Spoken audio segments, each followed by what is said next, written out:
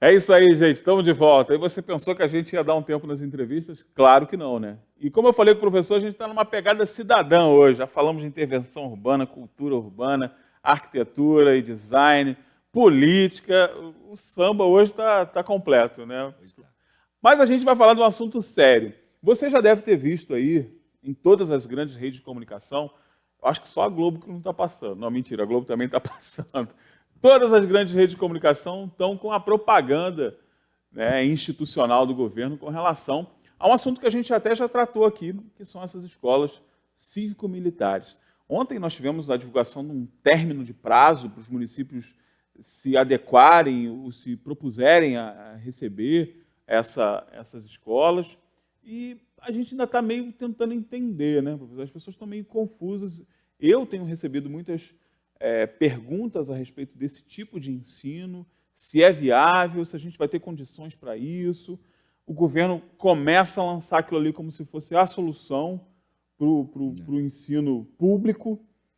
E aí, professor, como é que está? A gente teve um primeiro papo explicando mais ou menos o que seria essa mistura, Sim. né, do ensino militar com o civil. A gente falou dos benefícios e alguns malefícios, mas hoje as dúvidas estão maiores, né, por conta até, inclusive, dessa publicidade. Eu acho que as dúvidas se dão, elas ocorrem por uma certa meia-verdade de ambos os lados. É verdade. E aí fica muito complicado. Não fica muito claro Exato. nem os prós nem os contras. Quem Né? é contra acha que se você cantar hino nacional, você vai se transformar num homofóbico, num fascista de imediato.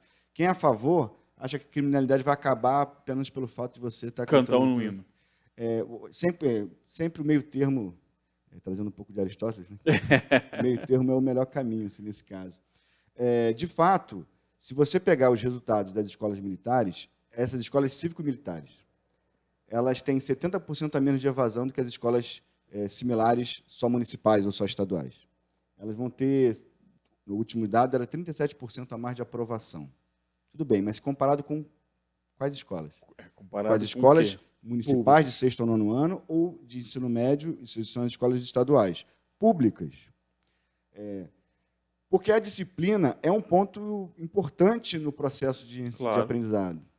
Porém, e aí quando você pega terra arrasada, como é o caso de grande parte dessas escolas cívico-militares, você vai evoluir muito. E um dos critérios... Porque perto do nada, qualquer coisa é muita Exato. coisa. Então, a base é quase zero, você chegar a 3, você está 3 vezes maior. Claro. Então, assim, tem um ponto que é importante, é quais são as escolas, como você falou dos prazos, né, burocráticos para os municípios conseguirem se adequar a isso. O governo federal ele escolhe alguns critérios, são 4 critérios, na verdade. IDH, daquela região, Índice de Desenvolvimento Humano, e aí mede, basicamente, no campo da geografia, da economia, da sociologia aplicada, as condições de vida daquela população ali, né? Basicamente isso. O IDEB, que é o Índice de Desenvolvimento da Educação Básica, tem a ver com nota dos colégios, tem a ver com a estrutura dos colégios, as estruturas físicas do colégio e o mapa da violência. São esses 4 critérios que o município apresenta para o governo federal, para o MEC, Ministério da Educação, e o MEC fala, esse colégio aqui, um exemplo, né, são 6 colégios que podem receber isso na cidade, mas a gente tem verba para 1. Então, esse tem um conjunto de fatores pior, então vai ser nesse colégio aqui que vai. Então, portanto, reforça a ideia de que, se você coloca um colégio com uma certa disciplina, e disciplina é algo que falta muito fortemente nos colégios com menos estrutura, você vai melhorar abruptamente a capacidade do teu colégio. Você vai ter aquele salto de qualidade enorme. Evidente, né? Então, assim, a meia-verdade, eu não falo isso porque as pessoas são desonestas intelectuais, pode até ser que seja, mas o caso é falta a capacidade, não intelectual, mas uma capacidade explicativa, assim, de você dizer, olha, isso é favorável, isso é ruim, isso é favorável, isso é ruim, faça aí sua análise sobre isso. Né? Então, o ponto positivo ele é a disciplina. Ponto. Por que eu falo ponto? Isso é muita coisa. Imagina que nós tivéssemos filhos na escola pública, na idade escolar. Você ia querer que ele estudasse num colégio onde tem briga, onde o aluno quase bate em professor, ou disciplina? Mas entende? É claro que isso aqui. Então, todos esses colégios, se a prefeitura conseguir a verba, né, e que esse modelo seja adotado no colégio, a comunidade escolar tem que votar. A comunidade escolar é trabalhadores do colégio, pais e alunos. Todas as votações, praticamente até agora, a comunidade escolar, pais e alunos, votaram favoráveis. Os trabalhadores. Os trabalhadores não, porque estão pensando mais na parte técnica. Em Brasília, onde tem 4 colégios nessa condição, eu estava vendo um debate na TV Senado entre um coordenador da Secretaria Distrital de Educação, lá no Distrito Federal, e não lembro se era diretora ou presidente do Sindicato dos Profissionais de Educação de lá. E aí eu lembro que foi interessante que ela falou, durante a votação, eles apresentaram um projeto maravilhoso, como se tudo fosse perfeito. E aí eu fiquei me perguntando, tá, e qual foi o projeto que quem não queria o Colégio Civil apresentou? Porque é uma mudança qualitativa, né? Há de ter a contrapartida também, né? Então, assim, se você acha ruim, tudo bem. Inclusive, apresenta alguma coisa. O que nós vamos colocar no lugar? E é algo que a gente vem falando há algum tempo, que é um deserto de ideias. A gente fica só reagindo às novas propostas, sendo boas ou ruins, e a gente não consegue sentar e elaborar uma formulação inteligível para as pessoas. Olha só, o colégio não pode ser cívico-militar porque ele tem que ser assim, assim, assim, assado. O colégio cívico-militar ele vai dar certo até um certo ponto, mas ele tem uma questão que é central nessa história.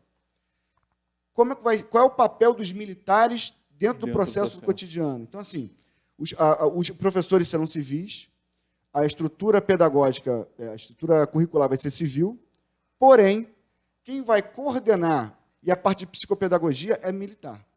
A administração do colégio é militar. A parte de monitoria ali de disciplina vai ser militar. Não tem como misturar duas concepções distintas na mesma coisa. Vai ficar meio bagunçado. E a minha preocupação, como de muitas pessoas também, é com relação à capacidade de estrutura, investimento de estrutura. Será que os municípios vão ter condições de se adequarem a essa estrutura exigida? O MEC vai dar 1 milhão para cada escola. Hoje o valor é esse, para eles se reestruturarem. Aí tem um problema grave, né, que a gente vai ter uma desigualdade. Porque se você dá 1 milhão para um colégio reestruturar, ele vai se reestruturar. E o outro que não recebeu, mas o índice dele era um pouquinho acima apenas. Então, a gente vai ter um colégio com índices ruins, que vai melhorar devido à estrutura, e o outro vai continuar ruim, mesmo sendo um pouquinho só acima. Ou seja, a política pública não dá para fazer seletivamente. Não dá para eleger quem vai receber ou não. Obviamente que a demanda por esses colégios vai aumentar. Provavelmente a direção ou a secretaria municipal ou estadual, no caso municipal, vai querer aumentar um pouco o número de alunos em sala de aula, o que é contraproducente, porque não dá para ter aula, por exemplo, de maneira muito qualificada num colégio regular, com 30 alunos, por exemplo. Mais de 30, desculpa, 30 alunos é possível, 35 ali no máximo, 40 fica muito difícil. Eu já dei aula em 2010, 2011, para 53 alunos em sala de aula. Eu não conseguia andar em sala de aula. Então, se um aluno lá no fundo levantava o braço, eu não conseguia ir lá ver o caderno dele, por exemplo. Pois é. É uma realidade. Eu lembro, as minhas turmas no Edmundo Bittencourt eram com 60, 65 alunos. Então... Isso quando o público, né, o clientela, como queiram chamar, ela eu vou chamar de qualificada no sentido é o pré-vestibular, é o pré-militar, ou seja, o aluno está ali preparando-se para um concurso. Preparando para aquilo. É uma outra clientela, ele tem um foco. Você consegue botar mais gente, porque está todo mundo muito focado. Mas no colégio regular, mistura todo tipo de aluno, né? Então fica difícil. A disciplina é mais difícil. Com militares na escola, a disciplina fica mais fácil. Vai dar resultado concreto? Óbvio que vai. O teu filho, a tua filha, enfim, ela vai chegar em casa reclamando muito menos de bullying, muito menos de... Bullying é uma coisa... Existe outro tipo de bullying, cyberbullying, por exemplo, que não é uma violência física visível, né? Mas assim, aquela coisa de apanhar na escola... Isso acaba, isso praticamente acaba. E vai haver uma espécie de seleção natural, quase darwinista, né? Que é a ideia os alunos mais indisciplinados não vão ficar, vão sair, e aí vira um círculo virtuoso, porque os alunos bons vão... Vai ficar lá quem está adequado. Né, e, de fato, o colégio vai melhorar. Só que a pergunta que eu faço é o seguinte, esse aluno vai ter aula com um professor motivado? Porque o salário do professor não vai mudar. O professor vai dar os 12, 20 tempos dele, vai sair correndo para o outro colégio, que vai sair correndo para um outro, que vai sair correndo para o outro. Esse professor ele vai dar aula sexta-feira, no final da tarde, depois de ter dado 40 horas semanais para se sustentar. Esse professor ele não está em condição de se formar, de continuar sua formação pós-graduação, na pós-graduação, né? Depois da graduação, ou seja, porque ele tem que trabalhar e tem que ganhar dinheiro. não vai mudar a estrutura que forma o professor, que mantém o professor motivado, que mantém o professor se reinformando o tempo todo de novas práticas pedagógicas. É apenas uma reforma, como se a gente quisesse vender a casa ou vender alguma coisa e pintasse as paredes. Vai dar resultado, vai ficar muito mais bonito, vai ficar, mas a estrutura não muda. Eu desafio qualquer um que mostre um resultado, e aí estou falando de algo que é comum a todos, tá? Um colégio de ensino estadual, que virou cívico-militar, que os alunos passem para os melhores e os cursos mais concorridos do Enem. Estou falando aqui, basicamente, de medicina, direito, engenharia civil, psicologia. Eu desafio. Não vai ter o mesmo índice de aprovação. Vai aprovar para cursos que têm uma necessidade de uma nota de corte menor. Porque a estrutura pedagógica não muda. Entendeu? Basicamente, a gente vai ter uma mudança meio aparente, vai ter uma visibilidade de mudança, mas o professor falou muito bem, é algo que, se não tinha nada, qualquer coisa que vier vai ser muito. Né? E aí, só um parênteses, porque é o seguinte, é muito importante que a gente não perca a nossa empatia pelo próximo nisso, sabe? A gente vive um momento meio polarizado, né? Direita, esquerda, cabeça para baixo, enfim, a gente está no cabeça para baixo. Né? Cabeça para baixo. Que a gente defende os nossos discursos e quer que as pessoas entendam goela abaixo. O pai e a mãe, ou o responsável, está aflito com o futuro do seu filho e percebe que vai ter uma melhoria, ele vai defender aquilo. Então, a gente tem que entender que essa pessoa não é um fascista, que essa pessoa não é um maluco. Ele não tem a menor obrigação de entender os meandros da psicopedagogia, da pedagogia. Nós, profissionais da área, sim. Agora, se a gente não propor nada no lugar, o trator vai continuar sendo passado. Vai passar o trator em cima, não tem jeito, né? E também não fique achando que você, explicando o seu ponto de vista, a pessoa que ouviu o seu ponto de vista vai sair com ele do seu ponto de vista. Né? Não é um broche que você coloca na pessoa e sai, né? É opinião, gente. Cada um tem a sua, não queira catequizar todo mundo. Professor, obrigado mais uma vez. Imagina, e a gente segue na luta, né? Continuamos sempre. De cabeça para baixo, mas continuamos, né? A gente vai para o intervalo comercial rapidinho, já a gente está de volta.